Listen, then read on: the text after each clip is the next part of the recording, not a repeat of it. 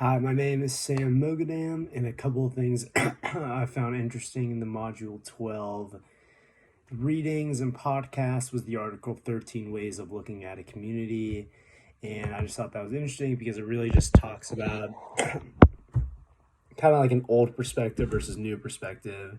How instead of thinking of like how community is a goal, it's a gift, and like the new way of thinking how we receive community by cultivating a capacity for connectiveness. Community does not depend on intimacy and must expand to embrace strangers. It just kind of just talks about the way how, like, especially the world works, we adapt to new people, new perspectives. That's just kind of, the focus that we've kind of switched into. Leadership and the authority to lead toward community can emerge from anyone in an organization. Community encourages their people to be leaders, to be outspoken, to show different perspectives. And suffering lets our hearts break open enough to hold both the vision of hope and the reality of resistance without tightening like a fist. Sometimes new ideas are going to be really tough to grasp off the bat, but encouraging us to think outside the box, to see something through a different lens is, something that, is a new perspective that we developed. And like compared to like the old perspective, suffering is bad and should be avoided. Like that's definitely not something that is the same way we think about it today. Leadership is encouraged, unlike it was in the past. But yeah, those are some of the things off the rip I thought were really interesting. Spend this time reflecting on. So some of the communities I've been a part of, a lot of them has been like, I guess I can consider community, even like some of the gyms I've been a part of. Like I'll just say McComas Gym. Like I go play basketball every day there. I kind of consider them a community because we all share the same interests. Like people are very outspoken. We all, even though it's all for fun, we do want to win. We do want to get better. We want to be fit, and and stuff like that. We're also passionate about one thing, and I think we all want to see each other succeed. And sometimes, like, people through their play, through their words, become a leader on the court. And I think it's, they're connected to my life, and those guys are my closest friends without a doubt. I'll be connected to them after I graduate, hopefully in the future as well. And I just think, that's just one of the communities. I guess another community is being a Virginia Tech Hokie.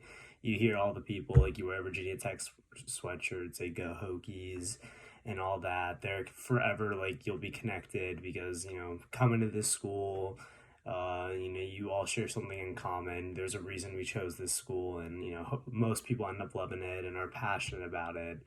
And yeah, that's definitely, those are the two communities I'd say, that connect to my life. Which of the 13 ways?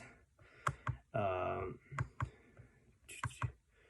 which of the Parker's 13 ways spoke to you the most? I think it was the second one, which talks about, of course, in our culture, a culture premised on the notion that we must manufacture whatever we want or need. Learning to relax and receive the gift requires hard work, but the work of becoming receptive is quite unlike the external work of building communal structures. Community begins not externally, but in the recess of the human heart. I think they just talk. This one reflects back to me the most because it talks about how, like, in order to gain change in a community, it all starts within. It all starts about how we want to change our perspectives, how receptive we want to be to new ideas. We got to put aside egotism, jealousy, competition, and stuff like that in order to make a better change. And yeah, that's kind of how. And I think a lot of times it's really hard for people to do that. That's why it's kind of, even for me sometimes it's hard to accept different change based off like even stupid things such as ego. So yeah, and then after reviewing the active citizen, where do you see yourself on the spectrum? Honestly, I see myself as just a member. I know it sounds pretty bad, but like right at this moment, I'm not really concerned with any social problems or any issues like that. I think definitely as I go on, I like to hopefully will be a conscious citizen, concerned with discovering roots and why. I don't know, I've been really fortunate and blessed. I don't really like nothing's affected me too much up to this point that would garner my attention. Of course, there's a lot of issues that, could use change, but I think right now, being a senior in college, I think I'm just a member. I don't think it's right for me to overstate it otherwise. And I think I'm passionate about like the one social change, probably like racial injustice, African Americans' relationship with law enforcement, law enforcement relationship with different communities. I think that's definitely something I'm passionate about, just because I'm a sociology major, and that's something we definitely talk about a lot, and we learn a lot about it. So it's definitely, that issue's been pressed to me for a couple of years now. How can I become a more active citizen connected to this issue?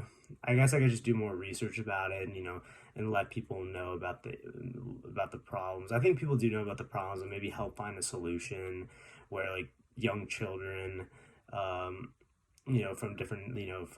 different demographics, all feel safe, all feel comfortable in their school, whether the police officer is white or wherever he's from. I think just safety is should be the number one priority, and maybe I can just shed some light and on how we can make it better. I think just having that conversation with people with different school boards and stuff can really make a big difference.